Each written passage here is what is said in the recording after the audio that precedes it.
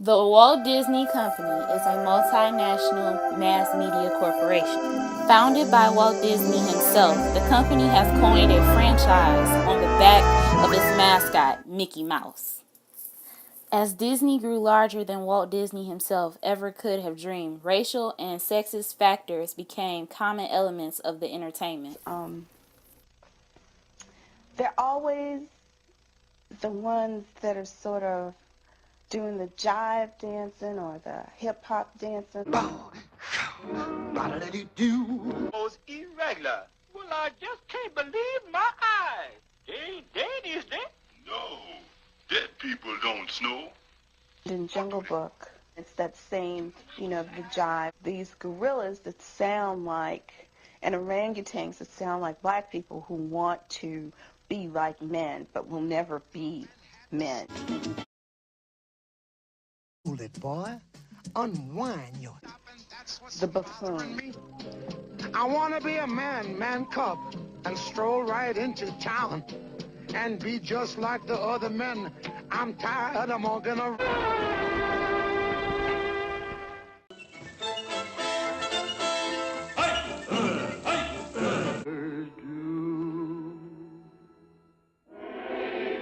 Latino characters in Disney movies?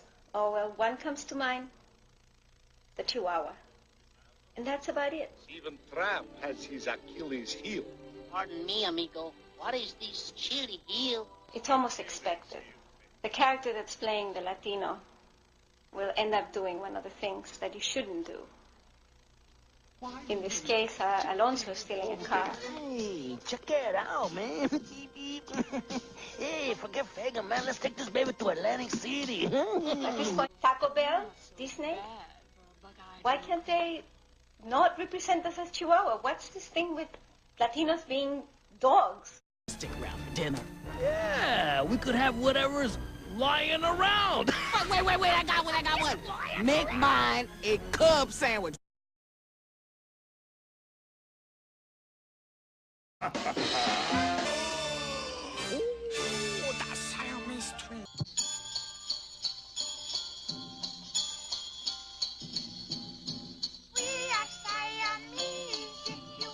Disney has very, very few Asian or Asian American characters in their children's films. If you look at those cats very carefully, they clearly have those stereotypical Asian features. They have slanted eyes, the buck teeth, and the very heavy accents. They are also depicted as cunning, sinister, and manipulative. China is portrayed as probably the most sexist and oppressive society in all Disney children's films. Too skinny. Not good for bearing sons. And it has been made very clear that women should just follow men's order instead of speaking up their minds in that society. You would do well to teach your daughter to hold her tongue in a man's presence.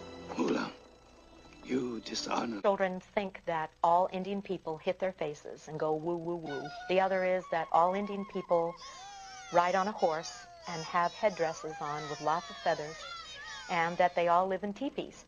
Also, there's the, sitting cross-legged with your arms folded, and you have to look like this, and children, and very often Native people are portrayed as saying, ugh. Oh. From filthy little heathens, here's what you get when races are diverse. Their skins are hellish red. They're only good when dead. They're vermin, as I said, and worse. They're savages, barely even human. Disney princess movies have, over the course of 72 years, left a legacy entrenched in the mire of sexism. These movies and their princesses have perpetuated sexist stereotypes in regards to body image, female roles, and interactions with men.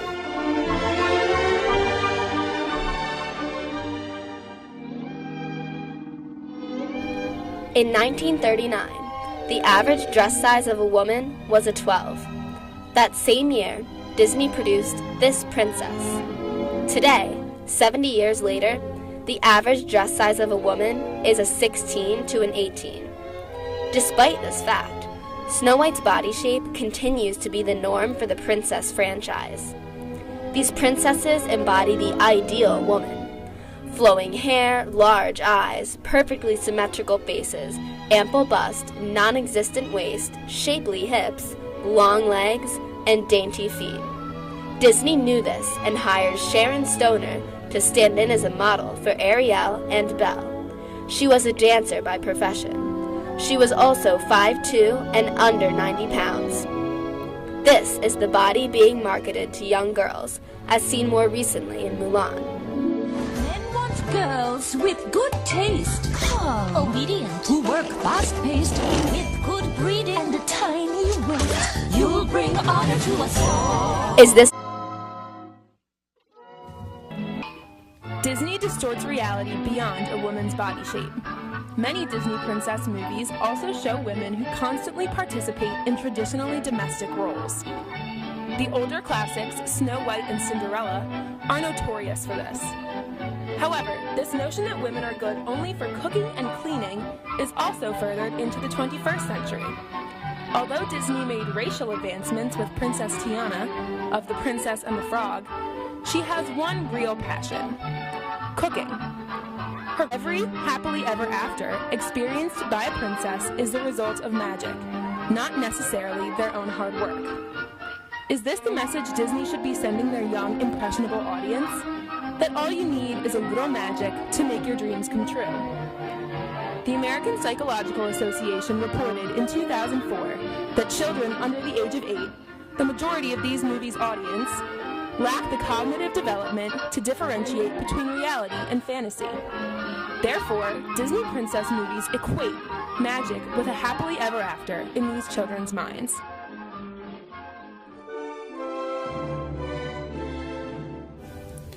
The most crucial part of this happily ever after formula is that every princess gets her prince, no matter how hard the antagonist tries to keep them up. Now princesses are required to sacrifice themselves for their princes. Ariel not only gives up her voice to be on land with Eric, she also gives up her body, her family, and her friends, as well as endangering her soul. And it's not just Ariel. Great. She brings home a sword. If you ask me, she should have brought home a man. Excuse me. Does Fa Mulan live here? Thank you.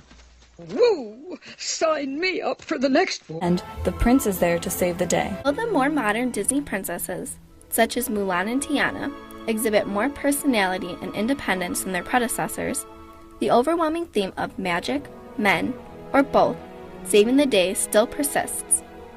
Mulan saves her country and ends a war, but the real happy ending is when her suitor, Shang, comes to court her.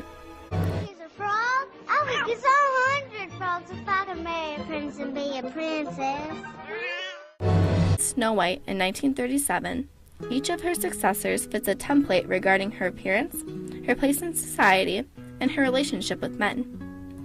Each princess has the perfect hourglass figure and beauty beyond comparison. Most participate in forms of typical household work, like cooking and cleaning, but all of them depend on magic for their happily ever afters. Most must sacrifice an integral facet to a fulfilling life, such as a personal voice or family, to realize a shallower dream of romance and royalty.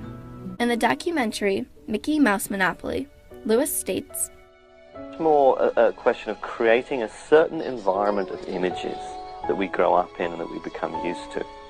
And after a while, those images will begin to shape what we know and what we understand about the world. Through the persistent use of sexist stereotypes within the princess movies, Disney is essentially saying to young girls of their audience, when you wish upon a star, makes no difference who you are, unless you're a woman.